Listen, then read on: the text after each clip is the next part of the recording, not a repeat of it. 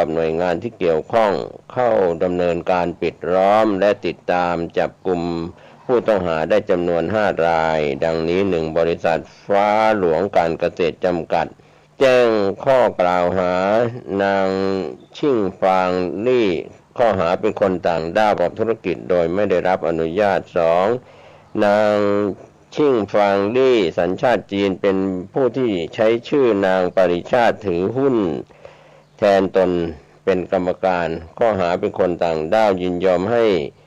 ผู้มีสัญชาติไทยหรือนิติบุคคลที่ไม่ใช่คนต่างด้าวประกอบธุรกิจของคนต่างด้าวโดยฝ่าฝืนต่อกฎหมายและเป็นกรรมการหุ้นส่วนหรือผู้มีอำนาจกระทำการแทนนิติบุคคลซึ่งรู้เห็นเป็นใจกับการกระทำความผิดนั้นหรือมิได้จัดการตามสมควรเพื่อป้องกันไม่ให้เกิดความผิดนั้นและร่วมกันแจ้งให้เจ้าพนักงานผู้กระทำการตามหน้าที่จดข้อความอันเป็นเท็จลงในเอกสารมหาชนหรือเอกสารราชการซึ่งมีวัตถุประสงค์สำหรับใช้เป็นพยานหลักฐานโดยประการที่น่าจะเกิดความเสียหายแก่ผู้อื่นหรือประชาชนและแจ้งข้อความอันเป็นเท็จแก่เจ้าพนักงานซึ่งอาจทำให้ผู้อื่นหรือประชาชนเสียหาย3นางปริชาติเป็นผู้ที่ถูกนางชิ่งฟางลี่ใช้ชื่อถือหุ้นแทนตนและเป็นกรรมการข้อหาเป็นผู้ช่วยเหลือหรือสนับสนุนให้คนต่างด้าวประกอบธุรกิจเกี่ยวกับการค้าขายอสังหาริมทรัพย์โดยการถือหุ้นแทนคนต่างด้าวเพื่อให้คนต่างด้าวประกอบธุรกิจโดยหลีกเลี่ยงหรือฝ่าฝืนบทบัญญัติแห่งกฎหมายซึ่งการประกอบธุรกิจเกี่ยวกับการค้าขายอสังหาริมทรัพย์นี้เป็นธุรกิจที่ไม่อนุญาตให้คนต่างด้าวประกอบกิจการด้วยเหตุผลพิเศษตามบัญชีท้ายบัญชี1ลำดับที่9การค้าที่ดินเป็นกรรมการหุ้นส่วนหรือผู้มีอำนาจกระทำการแทนนิติบุคคลซึ่งรู้เห็นเป็นใจกับการกระทำความผิดนั้นหรือมิได้จัดการตามสมควรเพื่อป้องกันมิให้เกิดความผิดนั้นและร่วมกันแจ้งให้เจ้าพนักงานผู้กระทำการตามหน้าที่จดข้อความอันเป็นเท็จลงในเอกสารมหาชนหรือเอกสารราชการซึ่งมีวัตถุประสงค์สำหรับใช้เป็นพยานหลักฐานโดยประการที่น่าจะเกิดความเสียหายแก่ผู้อื่นหรือประชาชนและแจ้งข้อความอันเป็นเท็จแก่เจ้าพนักงานซึ่งอาจทำให้ผู้อื่นหรือประชาชนเสียหาย4นายมนัสสัญชาติไทยเป็นนอมินีข้อหาเป็นผู้ช่วยเหลือหรือสนับสนุนให้คนต่างด้าวประกอบธุรกิจเกี่ยวกับการค้าขายอสังหาริมทรัพย์โดยการถือหุ้นแทนคนต่างด้าวเพื่อให้คนต่างด้าวประกอบธุรกิจโดยหลีกเลี่ยงหรือฝ่าฝืนบทบัญญัติแห่งกฎหมายซึ่งการประกอบธุรกิจเกี่ยวกับการค้าขายอสังหาริมทรัพย์นี้เป็นธุรกิจที่ไม่อนุญาตให้คนต่างด้าวประกอบธุรกิจด้วยเหตุผลพิเศษตามบัญชีท้ายบัญชี1ลำดับที่9การค้าที่ดิน5นายสัญชัยแท้จางสัญชาติไทยเป็นกรรมการเฉพาะแรงงานตรวจคนเข้าเมืองสรรพากรศุลกากรประกันสังคมที่ดินก็ตั้งข้อหาเป็นกรรมการหุ้นส่วนหรือผู้มีอำนาจทำการแทนนิติบุคคลซึ่งรู้เห็นเป็นใจกับการกระทำความผิดนั้นหรือไม่ได้จัดการตามสมควรเพื่อป้องกันไม่ให้เกิดความผิดนั้นส่วนรายอื่นๆคนจีน2 รายหลบหนีไปอยู่ต่างประเทศส่วนคนไทย1 รายอยู่ระหว่างดำเนินการเร่งรัดติดตามจับกลุ่มดำเนินคดีต่อไปข่าวคืบหน้าจะได้รายงานเพิ่มเติมเรื่องนี้กันเข้ามาไปฟังข่าวประกอบเสียงเรื่องนี้จากพลตำรวจเอกสุรเชษฐ์หักพานรองผู้บัญชาการตำรวจแห่งชาติชี้แจงกับพี่น้องสื่อมวลชนทุกแขนงในพื้นที่เชียงใหม่ดังนี้ที่เป็นคนไทยที่เป็นเจ้าของบริษัทเดินเนี่ยก็จะมีหุ้นอยู่ 25% นะครับดังนั้นจากการตรวจสอบนะครับก็พบว่าตัวมิสวินฟังนะครับนะก็เป็นคนที่เข้ามาซื้อนะครับแล้วก็ให้คนไทยนะมาเป็นนอมินีเพราะฉะนั้นวันนี้ก็ดำเนินคดีความผิดนะตั้งแต่คนไทยนะครับเรื่องเป็นนอมินี นะครับในการถือครองทรัพย์สินถือครองที่ดินต่างๆแล้วก็ถือครองที่ดินในประเทศไทยโดยการใช้นิติกรรมอำพรางเพราะถ้าหากเป็นอย่างนี้ต่อไปนะครับคนไทยในพื้นที่จังหวัดเชียงใหม่ก็จะไม่มีที่ยืนคนเชียงใหม่ก็จะไม่มีที่ยืนจริงๆโดยพื้นที่ที่เข้ามาทำเลที่มาก็คือสันกำแพงหางดงนะครับสันทราย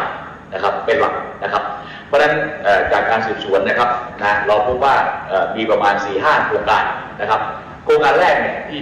วันนี้แถลงให้ทราบก็คือโครงการก็คือบริษัทฟ้าหลวงการเกษตรจำกัดซึ่งฟ้าหลวงการเกษตรจำกัดปรากฏตามภาพฉายนะครับมีการเข้ามาซื้อหมู่บ้านต่างๆนะครับในพื้นที่จังหวัดเชียงใหม่นะครับของกลุ่ม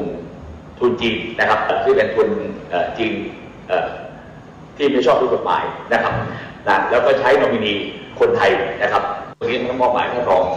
วรวิทย์นะครับท่านรองผู้ว่าการจังหวัดเชียงใหม่นะครับท่านที่ดินจังหวัดท่านพาณิชย์จังหวัดนะครับแล้วก็อีกส่วนก็คือสรรพากรจังหวัดนะครับแล้วก็ท่านผู้จัดการตำรวจภูธรภาค 5ท่านรองผู้จัดการแล้วก็ท่านผู้ว่าการตำรวจภูธรจังหวัดเชียงใหม่นะครับวันนี้ก็เป็นการทำงานร่วมกันนะครับเป็นการบูรณาการร่วมกันก็จากข้อมูลที่มีข่าวคืบหน้าเรื่องนายทุนจีนสีเทาใช้นอมินีคนไทยซื้อที่อยู่อาศัยในพื้นที่เชียงใหม่หลายอำเภอที่ทางพลตำรวจเอกสุรเชษฐ์หักพานรองผู้บัญชาการตำรวจแห่งชาติได้ชี้แจงแถลงข่าวคืบหน้าเราจะได้รายงานให้ท่านได้รับรู้รับทราบต่อไปวันนี้ปัญหาหมอกควัน ในพื้นที่ภาคเหนือโดยมติชนออนไลน์รายงานข่าวภูมิภาคของเชียงรายข่าวคืบหน้า30 มีนาคมว่าเชียงรายหมอกควันยังสูงพบไฟป่าหลายพื้นที่เร่งจับกุมมือเผาบุกรุกหลายรายโดยทางทีมข่าวจากเชียงรายรายงานสถานการณ์ไฟป่าและหมอกควันอย่างต่อเนื่องล่าสุดได้เกิดไฟไหม้พื้นที่ป่าบนเทือกเขาดอยนางแลรอยต่อระหว่างตำบลท่าสุดกับตำบลนางแลอำเภอเมืองเชียงรายจังหวัดเชียงรายไฟได้ลุกไหม้เป็นบริเวณกว้างกินเนื้อที่ไปแล้วจำนวนหลายร้อยไร่ยังขยายวงกว้างเนื่องจากมีพื้นที่เชื้อเพลิงสะสม ก็มีเชื้อเพลิงสะสมยังอยู่ใกล้กับบ้านเรือนประชาชนบ้านพลูทองหมู่11ตำบลท่าสุดอำเภอเมืองเชียงรายจังหวัดเชียงรายมีการระดมเจ้าหน้าที่เข้าไปให้การช่วยเหลืออีกทั้งยังมีการร้องขอดับเพลิงจากพื้นที่ใกล้เคียงเข้าร่วมใช้เวลากว่า6 ชั่วโมงยังมีเหตุการณ์และก็สามารถเข้าไปควบคุมเพลิงไว้ได้นะครับก็เรื่องนี้อย่างไรก็ตามแม้จะเกิดเหตุไฟป่าในหลายพื้นที่ของจังหวัดเชียงรายก็ทำให้เกิดปริมาณฝุ่นละอองและหมอกควันมากติดต่อกันหลายวันแต่ปรากฏว่ายังพบมีการลักลอบเผาและบุกรุกป่าจำนวนมากโดยล่าสุดขณะที่เจ้าหน้าที่ทหารมณฑลทหารบกที่37สำนักงานบริหารพื้นที่อนุรักษ์ที่15หน่วยจัดการต้นน้ำแม่ยาวสำนักจัดการป่าไม้ที่2องค์การอุตสาหกรรมป่าไม้อป.และฝ่ายปกครองได้ร่วมกันลาดตระเวนเพื่อดับไฟป่าตามคำสั่งของนายพุทธิพงษ์สิริมาศผู้ว่าราชการจังหวัดเชียงรายในฐานะผู้บัญชาการศูนย์เหตุการณ์ป้องกัน และแก้ไขปัญหาไฟป่าหมอกควันสบก.ไฟป่า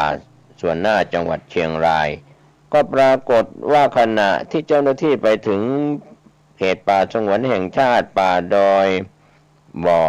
ตำบลแม่ยาวอำเภอเมืองเชียงรายจังหวัดเชียงรายนั้นได้พบไฟลุกไหม้และเกิดควันไฟคละคลุ้งทั่วภูเขาและจำนวน1 คนทราบชื่อต่อมาคือนายจันทันอายุ18 ปีชาวตำบลแม่ยาวลักษณะมีพิรุธโดยขับขี่รถจักรยานยนต์วนเวียนอยู่เปลวไฟที่กำลังลุก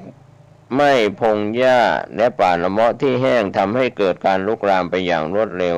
เต็มขุนเขาเจ้าหน้าที่จึงได้กระจายกำลังกันเข้าดับไฟอย่างเร่งด่วนเบื้องต้นพบมีความเสียหายประมาณ3 ไร่ 3 งาน 17 ตารางวาและส่วนหนึ่งเข้าไปสอบถามนายจันทันก็ให้การรับสารภาพว่าตนเป็นคนจุดไฟเผาป่าดังกล่าวจริงเจ้าหน้าที่จึงได้ควบคุมตัวเอาไว้และสอบถามให้การว่า เขาได้เผาพื้นที่จากบริเวณใต้เขาที่มีพงหญ้ารกเพื่อให้ไฟลามขึ้นมาด้านบนสาเหตุเพราะต้องการเผารังต่อเพื่อเอาไข่ต่อมาเพื่อการบริโภคก็ยอมรับว่าผู้ใหญ่บ้านได้ประกาศแจ้งเตือนไม่ให้เผาแล้วช่วงเช้าที่ผ่านมาแต่ตนเองยังเข้าไปเผาหวังจะได้รังต่อเจ้าหน้าที่จึงควบคุมตัวนำมาที่ศูนย์เพื่อดำเนินคดีตามกฎหมายเช่นเดียวกับพื้นที่ป่าทิศเหนือของบ้านกิ่วการหมู่ 6 ตำบลริมโขงอำเภอเชียงของจังหวัดเชียงรายพบกลุ่มคนจำนวน 3 คนคือนางสาวปริตานางมีเคราะห์และนายวุฒิไกรทั้งหมดกำลังใช้มีดตัดต้นไม้และแผ่วถางป่าเจ้าหน้าที่จึงได้แสดงตัวเข้าไปตรวจสอบพบมีผืนป่าถูกตัดต้นไม้เป็นบริเวณกว้างลักษณะของตอไม้ยังสดใหม่อยู่จึงแจ้งให้ทั้งหมดทราบว่าพื้นที่ดังกล่าวเป็นป่าสงวนแห่งชาติป่าแม่น้ำโขงฝั่งขวาและเป็นแปลงเป้าหมายปลูกป่าเฉลิมพระเกียรติเพื่อตรวจสอบเพิ่มเติมยังไม่ปรากฏโครงการสร้างอื่นใดของรัฐจึงสรุปได้ว่าเป็นพื้นที่ที่ไม่ได้รับอนุญาตจากพนักงานเจ้าหน้าที่ในการเข้าไปจัดการผืนป่าจึงได้ตั้งข้อหาทั้ง3 คนว่ากระทำความผิดพรบป่าไม้พุทธศักราช 2484 มาตรา 54 ฐานบุกรุกแผ่วถางครอบครองเผาป่าหรือกระทำด้วยประการใด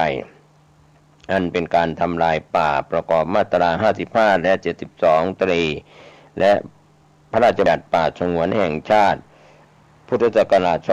2507 มาตรา 14 ฐานยึดถือครอบครองแผ่วถางเผาป่าประกอบมาตรา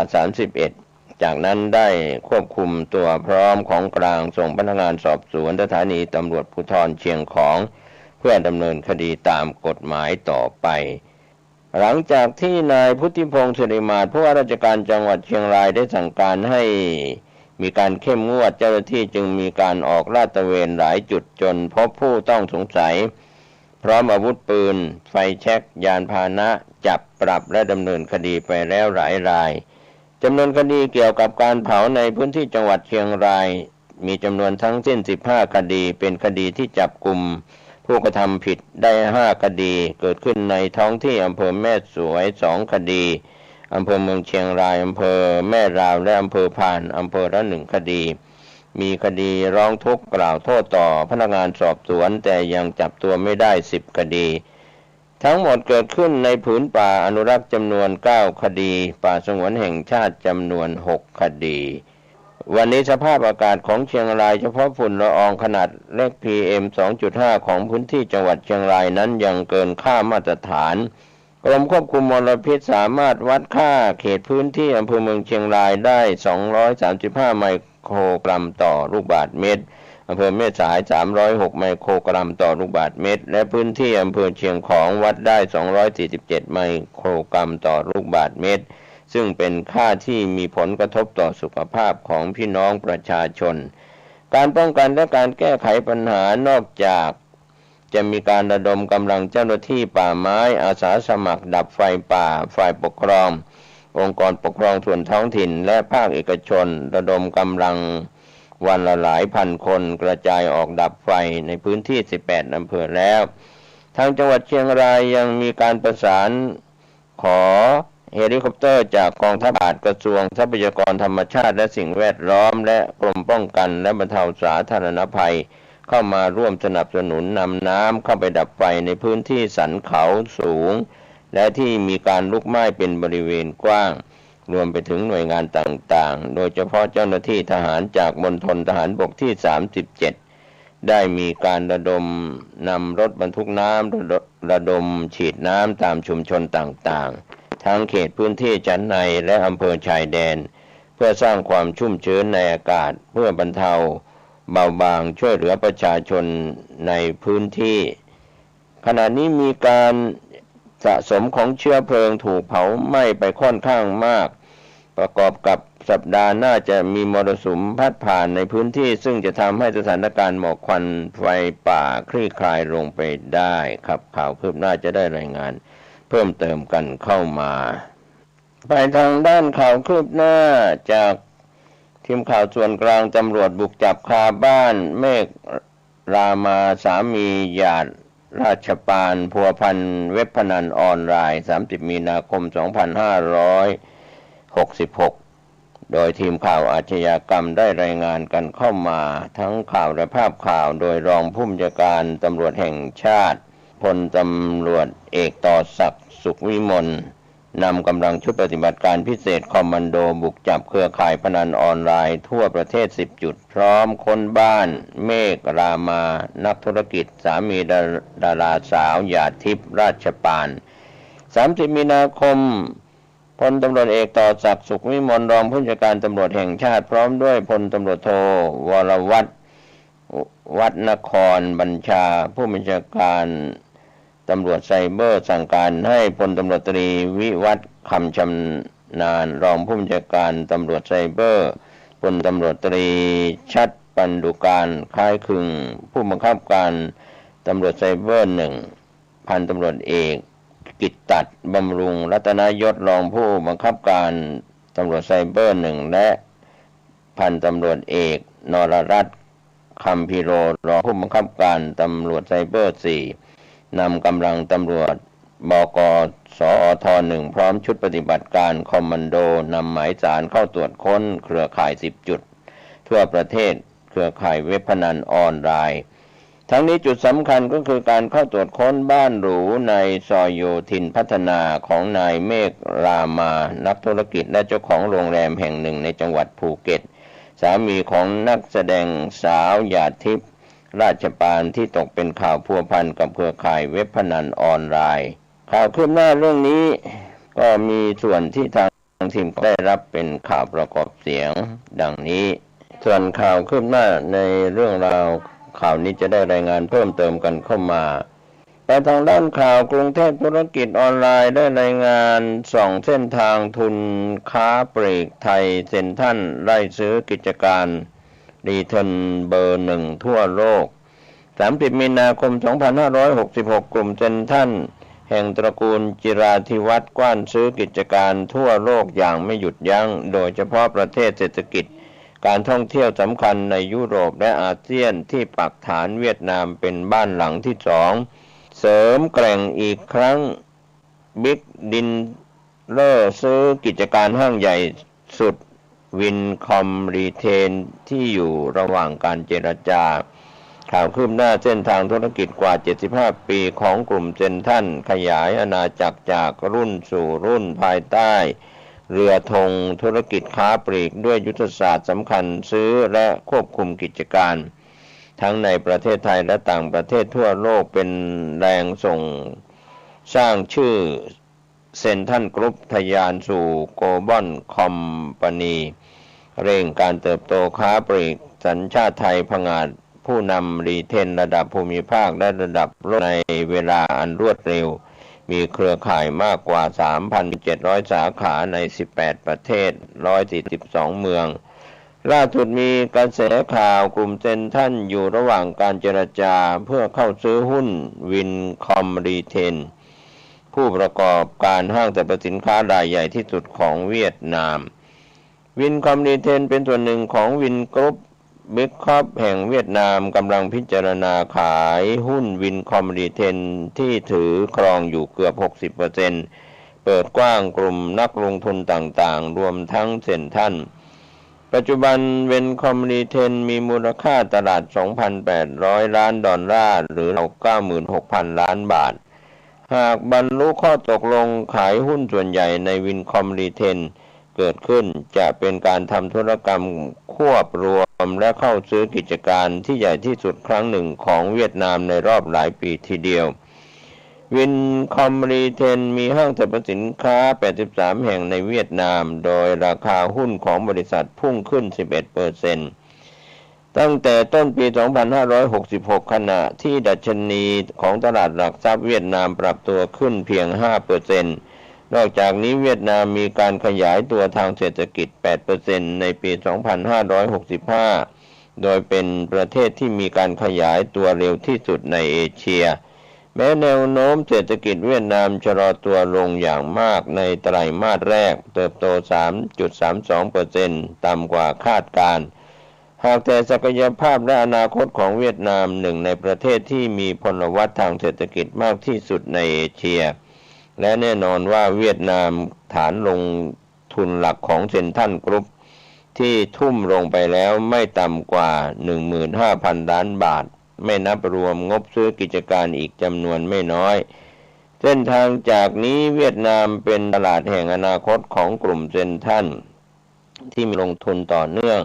โดยวางรถแมพ5 ปีจากนี้เตรียมเม็ดเงินก้อนใหญ่กว่า 50,000 ล้านบาทขยายอาณาจักรโดยไม่รวมงบพิเศษสำหรับซื้อกิจการแบบไม่อั้นเพื่อต่อยอดความเป็นผู้นำและสร้างยอดขายนิวไฮแตะ 1.5 แสนล้านภายในปี 2570 ก็กลุ่มเซ็นทรัลผงาดขายห้างต่างประเทศใหญ่ที่สุดในโลก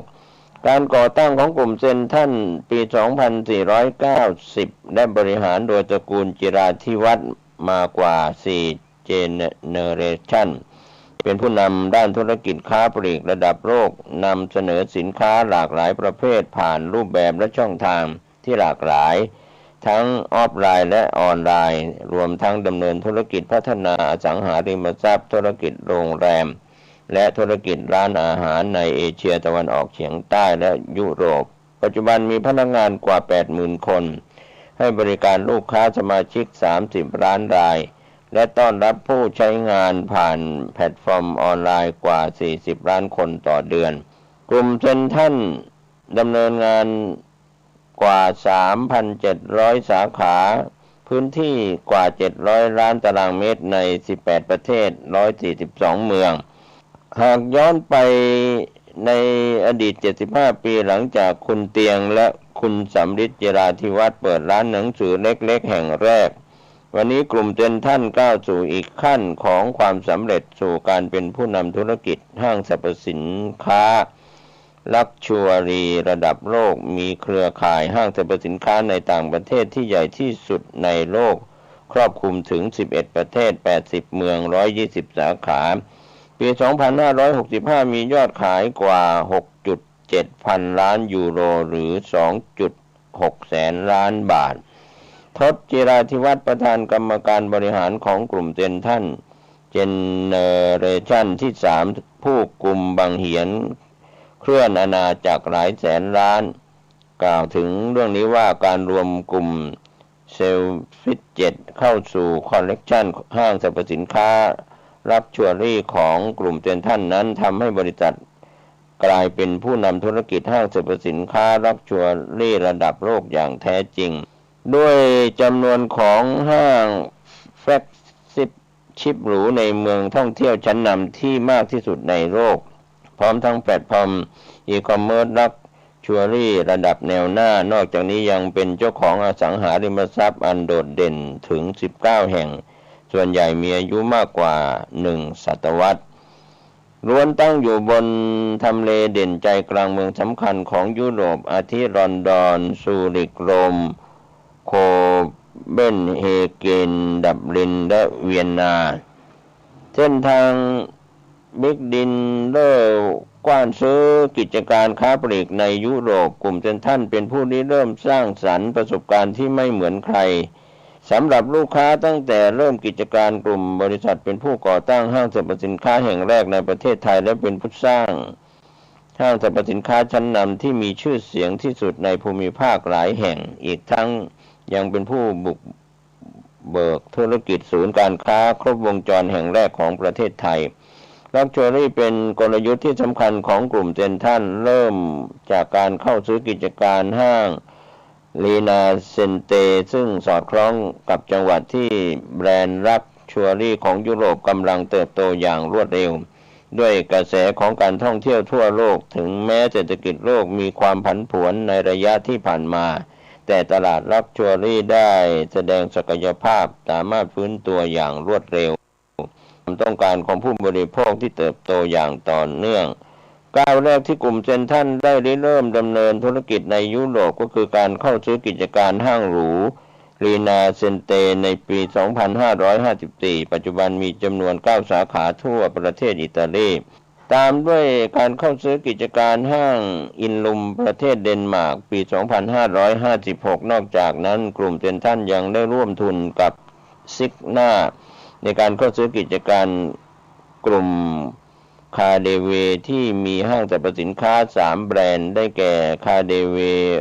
โอเปอร์พลลิงเกอร์และก็อัสเตอร์เฮาส์ประเทศเยอรมนีในปี 2558 อีกทั้งยังรวมกันเข้าซื้อกิจการห้างโกบุตที่มีอยู่ 10 สาขาประเทศสวิตเซอร์แลนด์ในปี 2563 และในปี 2565 ได้ร่วมกันซื้อกิจการกลุ่มเซนฟิตเจตที่เป็นเจ้าของห้างสรรพสินค้า 18 แห่งได้แก่เซนฟิตเจตในอังกฤษห้างสรรพสินค้าดีแบนคอปในเนเธอร์แลนด์และห้างสรรพสินค้าบราวน์โทมัสและนอตในไอร์แลนด์ด้วยการเข้าซื้อกิจการรวมทั้งการพัฒนาและปรับปรุงห้างสรรพสินค้าอย่างต่อเนื่องทำให้ตลาดลักชัวรี่และยุโรปกลายเป็นโฟกัสสำคัญของกลุ่มเซ็นทรัลโดยมีทีมบริหารระดับสูงทำงานอยู่ทั่วยุโรปฐานที่มั่นเวียดนามดักโอกาสโมเดิร์นเทรด 1.94 แสนล้านห้างที่เกิดขึ้นในเวียดนามห่วง 5-10 ปีที่ผ่านมาเวียดนามยึดตำแหน่งตลาดศักยภาพสูงแห่งภูมิภาคอาเซียนที่มีการเติบโตอย่างรวดเร็วเป็นขุมทรัพย์ของบรรดาธุรกิจต่างชาติระดับโลกพาเลทเข้าปักหมุดอย่างต่อเนื่องรวมทั้งกลุ่มเซ็นทรัลปูทางสร้างอาณาจักรในน่านน้ำใหม่แห่งนี้ตั้งแต่ปี 2555 ยึดพื้นที่เมืองเศรษฐกิจการค้าการลงทุนใหญ่สุดโฮจิมินห์ตั้งศูนย์บัญชาการนำทัพหน้าค้าปลีกจากเมืองไทยปูพรมสู่ฮานอยและจังหวัดต่างๆทั้งเทียร์ 1, 2, 3 และ 4 โดยใช้ความได้เปรียบของโมเดลหรือแพลตฟอร์มหลากหลายในพอร์ตการพัฒนารูปแบบร้านใหม่ๆให้สอดรับกับพฤติกรรมการบริโภคของชาวเวียดนามยุทธศาสตร์สำคัญนั่นก็คือพันธมิตรค้าปลีกท้องถิ่นภายใต้ความร่วมมือร่วมทุนและซื้อกิจการไม่ว่าจะเหงียนคิมผู้จัดจำหน่ายสินค้าอิเล็กทรอนิกส์ใหญ่ที่สุดในเวียดนามและรานซีมาร์ทวันนี้ตลาดค้าปลีกเวียดนามมูลค่า 49.7 พันล้านดอลลาร์หรือราว 1.69 ล้านบาทโมเดิร์นเทรดมีสัดส่วนอยู่เพียง 11% ประมาณ 5.7 พันล้านดอลลาร์หรือ 1.94 แสนล้านบาทเท่านั้นก็แน่นอนว่าโอกาสมหาศาลตามพัฒนาการของแดนสเคปค้าปลีกที่กำลังถูกพลิกโฉมหน้าใหม่ไม่ต่างจากต่างประเทศ 20-30 ปีก่อนหน้านี้ยนต์โภคทรัพย์ประธานเจ้าหน้าที่บริหารบริษัทเซ็นทรัลรีเทนคอร์ปอเรชั่นจำกัดมหาชนฉายศักยภาพของตลาดเวียดนามบ้านหลังที่2ของเซ็นทรัลรีเทนว่าเวียดนามมีประชากรกว่า97ล้านคนมากกว่าไทยอีกทั้งคนวัยหนุ่มสาวฐานหลักของกำลังซื้อมีสัดส่วนสูงเทียบเท่าไทยที่กำลังเดินหน้าเข้าสู่สังคมสูงวัยอัตราการเกิดต่ำที่สำคัญโมเดิร์นเทรดอยู่ในอัตราต่ำกว่า 15% สามารถขยายตลาดสร้างการเติบโตแบบก้าวกระโดดได้อีกมากยิ่งใน 10-15 ปีจากนี้ไปค้าปลีกถูกพัฒนามากขึ้นจากความเป็นเมืองผู้คนมองหาการใช้ชีวิตประสบการณ์ใหม่มองหาสินค้าและบริการใหม่ๆตอบโจทย์การใช้ชีวิตมากขึ้นความสำคัญของตลาดเวียดนามสะท้อนจากเม็ดเงินมหาศาลทุ่มลงไปแล้วกว่า 15,000 ล้านบาทไม่นับรวมการซื้อกิจการกว่า10ปีของการลงหลักปักฐานเป็นแรงส่งเซ็นทรัลรีเทนขึ้นทำเนียบผู้นำค้าปลีกต่างชาติรายใหญ่สุดในเวียดนามในฐานะเบอร์1ไฮเปอร์มาร์เก็ตและก็เบอร์2ศูนย์การค้าไลฟ์สไตล์ในปี 2565 ยอดขายในเวียดนามครองสัดส่วนรายได้ 5% ของยอดขายรวมเซ็นทรัลรีเทนขณะที่รถแมพ5ปีจากนี้ทุ่มเม็ดเงินก้อนใหญ่กว่า 50,000 ล้านบาท ต่อยอดความเป็นผู้นำและนิวไฮยอดขายทะลุ 1.5 แสนล้านบาทภายในปี 2570 โดยไม่รวมงบพิเศษสำหรับการซื้อกิจการเฉพาะปี 2566 จัดสรรงบกว่า 6,000 ล้านบาทเดินหน้าขยายเครือข่ายสาขาต่อเนื่องเซ็นทรัลรีเทลมีเครือข่ายธุรกิจที่แข็งแรงทั้งในโฮจิมินห์ฮานอยเรามีคอนเทนต์ที่เคลียร์และเป็นผู้นำที่ไม่มีใครตีแตกได้จากนี้การมุ่งสู่เป้าหมายเบอร์หนึ่งด้านออมิเชนแน่นในกลุ่มฟู้ดและอันดับ2ในกลุ่ม Property ของเวียดนามก็เร่งปูพรมธุรกิจฟู้ดและก็นอนฟู้ดโอลิวิเยแรงกิจประธานเจ้าหน้าที่บริหารเซ็นทรัลรีเทลเวียดนามกล่าวเสริมว่าปีนี้ GDP เวียดนามคาดว่าจะเติบโต 6.7% ขยายตัวสูงเป็นอันดับหนึ่งในภูมิภาคเอเชียตะวันออกเฉียงใต้ผนวกกับการขยายตัวอย่างรวดเร็วของจำนวนประชากรในเมืองอย่างโฮจิมินห์มีประชากรกว่า15 ล้านในขณะที่การขยายตัวของโมเดิร์นเทรดอัตรานักท่องเที่ยวเพิ่มสูงขึ้นเป็นสัญญาณบวกของเซ็นทรัลรีเทลลุกหนักต่อเนื่องทั้ง3กลุ่มธุรกิจก็ตอบโจทย์ไลฟ์สไตล์ของชาวเวียดนามได้อย่างครอบคลุมในระยะนี้เริ่มจากกลุ่มฟู้ดที่มีเรือธงอย่างไฮเปอร์มาร์เก็ต38 สาขาท็อปมาร์เก็ต10 สาขาซูเปอร์มาร์เก็ต3 สาขาลานชีมาร์ท24 สาขากลุ่ม Property สร้างแลนด์มาร์คศูนย์การค้ารวม39 สาขาและกลุ่มนอนฟู้ดได้แก่เหงียนคิมซูเปอร์สปอร์ตคุโปและก็โรบินกลยุทธ์เคลื่อนธุรกิจโตมุ่งรีแบรนด์และก็รีโนเวทไฮเปอร์มาร์เก็ต10 สาขาพร้อมทั้งขยายท็อปมาร์เก็ตเพิ่มขึ้น 8-10 สาขาเสริมแกร่งกลุ่มอาหารเพื่อดึงดูด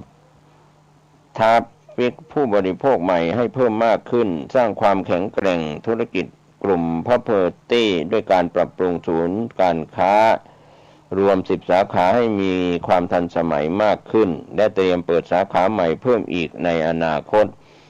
พร้อมยกระดับเพิ่มส่วนแบ่งการตลาดของเหงียนคิมด้วยการรีโนเวทร้านเหงียนคิม 10-12 สาขาขยายร้านเหงียนคิมอีก 3-5 สาขาขยายเข้าไปในศูนย์การค้าเพื่อตอบสนองความต้องการของผู้บริโภคได้อย่างครบวงจรอีกทั้งหัวใจสำคัญของการเชื่อมต่อผู้บริโภคชาวเวียดนามก็คือการพัฒนารอยัลตี้แพลตฟอร์มรองรับจำนวนลูกค้าที่มาใช้บริการกว่า66 ล้านคนที่จะนำต้นแบบแห่งความสำเร็จและความเชี่ยวชาญเข้ามายกระดับจับอินไซต์ของลูกค้าเพื่อส่งมอบสินค้าและบริการที่ตรงใจมัดใจสร้างความผูกพันเป็นลูกค้าประจำยาวนานหนุนธุรกิจเติบโตอย่างยั่งยืนในอนาคตธุรกิจใหม่ของเซ็นทรัลรีเทลจากเมืองไทยยังคงมุ่งหน้าสู่เวียดนามอย่างต่อเนื่องนะครับก็เป็นเรื่องราวที่ทางทีมข่าวกรุงเทพธุรกิจทางด้านธุรกิจได้รายงานข่าวส่องเส้นทางทุนค้าปลีกไทยเซ็นทรัลได้ซื้อกิจการรีเทลเบอร์หนึ่งทั่วโลกข่าวคืบหน้าจะได้รายงานเพิ่มเติมกันเข้ามาวันนี้ข่าวชาวบ้านหมดเวลาลงผมเกษตรเพชรสำริดบรรณาธิการข่าวก้าวหน้านิวก็ขอบคุณพี่น้องสื่อมวลชนทุกแขนงสาขาจากส่วนกลางและส่วนภูมิภาคข่าวภายในประเทศ